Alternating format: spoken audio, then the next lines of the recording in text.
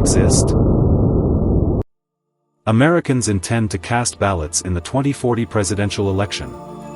Japan pledges to discontinue utilizing nuclear energy. Prince George of Britain will reach the ripe old age of 27. Additionally, as the interactive up top shows, it's conceivable that alien life will be discovered. Depending on how many civilizations can be found, it might happen even sooner. Knowing about Frank Drake can assist you comprehend why this is the case. The least lonely person on Earth, if not the entire galaxy, is Drake.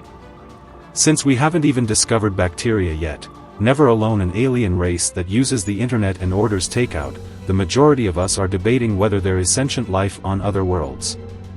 Drake, an astronomer and emeritus chairman of the SETI, Search for Extraterrestrial Intelligence, Institute based in California, has no such reservations. The Drake equation, which determines how many advanced and detectable civilizations should exist in the Milky Way in a given year, was created by Drake in 1961 while he was working at the National Radio Astronomy Observatory in Green Bank, West Virginia. The number appears to be potentially enormous, and although it is admittedly built on a number of Earth-centric hypotheses, the collapse of any one of which calls much of the equation into question, all of those hypotheses are backed by research that is becoming more and more reliable. Start with the estimated 100 billion stars in our galaxy. However, it is sometimes stated that there are 3 times as many. Between 20% and 50% of those 100 billion stars likely contain planetary systems. This estimate is becoming more and more accurate as more and more exoplanets are discovered by the Kepler Space Telescope and other ground-based telescopes. The equation estimates that from 1 to 5 in any system could support Earth-like life because not all of those exoplanets would be able to. From 0% to 100% of those bio-friendly worlds would really go on to produce life. From 0% to 100% of those worlds would produce life forms that we would consider intelligent. However, unless sentient life forms have the capacity to communicate with us, that is, to control radio waves and other types of electromagnetic signaling, their mere existence tells us nothing. According to Drake, between 10% and 20% of the intelligent civilizations would pass that threshold. The equation also takes into account how long each of those semaphoring civilizations would be able to blink signals in our direction, which is likely the most anthropocentric factor. A solar like ours lasts for roughly 10 billion years, whereas life has only existed on Earth for about 3.5 billion years and people have only had access to radio since the turn of the 20th century. Our signal will be lost if we commit mass extinction tomorrow due to a nuclear or environmental disaster. The same is true for all of the other civilizations that exist in the Milky Way. If we live for tens of thousands of years, we will continue to announce our existence to the cosmos for a much longer period of time. When you combine all of this with a little statistical seasoning about how well we are now able to look for signals in other star systems, as the interactive above illustrates, the outcomes can vary greatly. You might find there are 1,000 identifiable civilizations out there at any given time if you play the game conservatively and underestimate all of the variables. If you play it more freely, you can win hundreds of millions. You can play the game for yourself using the interactive. Imagine there are 10,000 observable civilizations and that by 2040 we will most certainly discover alien life. By 2028, if there are 1 million, we will have found alien life. No one makes the claim that the Drake equation is the last word. Even its proponents concede that it is, at most, a means of organizing our ignorance, but organized ignorance is a whole lot better than unorganized ignorance, and it is nearly always the first step toward knowledge.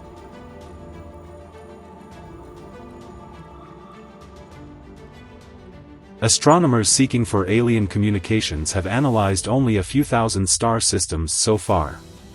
However, as senior astronomer at the SETI Institute Seth Shostak has pointed out, the rate at which scientists are able to handle the enormous volumes of data that radio telescopes collect doubles around every 18 to 2 years, or by a factor of 10 every 6 years or so. According to our current assumptions, there are approximately 100 billion star systems in the Milky Way that could potentially support intelligent life. 1 for every million star systems if the galaxy has 100,000 active civilizations. By 2034, researchers will have analyzed 1 million candidates due to the exponential expansion of signal processing, increasing the likelihood that a discovery will be made. Since it takes 6 years to widen our search proportionally, adding or subtracting a zero from the estimate of the number of civilizations in the universe only affects the estimate by 6 years. Aliens, see you in 2040.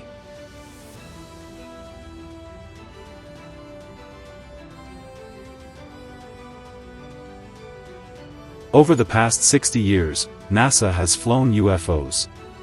To any extraterrestrial intelligence that could come in contact with us, every ship that has ever been to the Moon, landed on Mars, orbited Saturn, buzzed Jupiter, or conducted a reconnaissance of Pluto would be a categorically unidentified flying object. There may be no such intelligence beyond Earth in our solar system. But in interstellar space? That raises another query.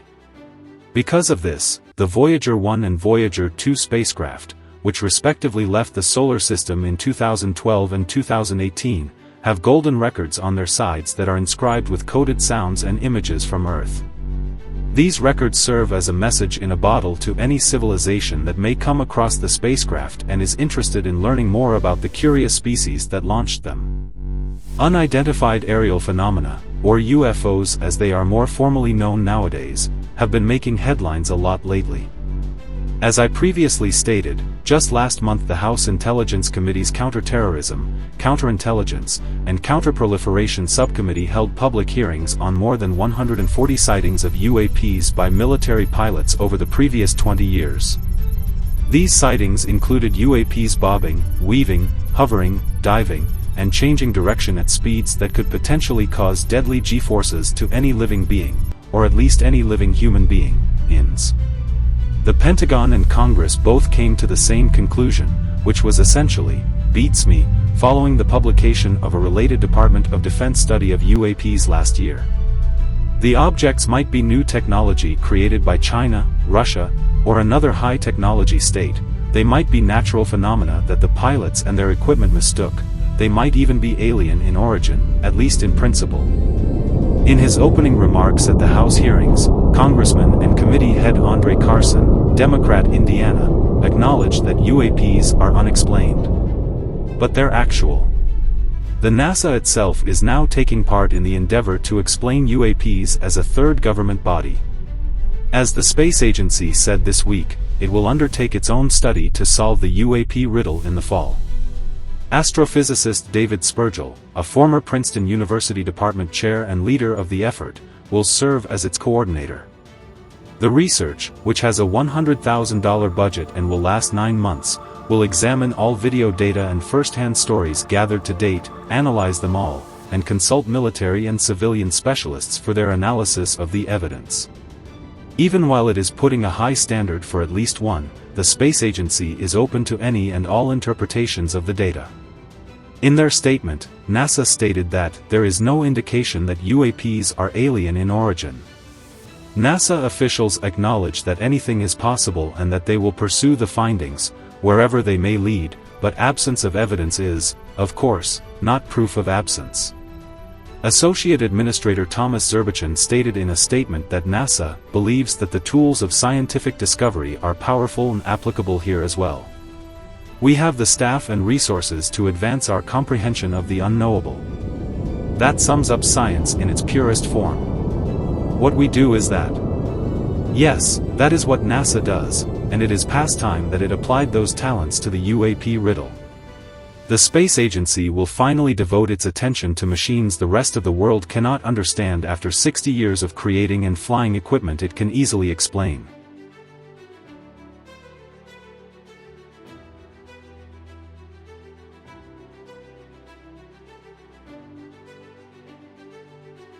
Thank you for watching. View more our channel videos.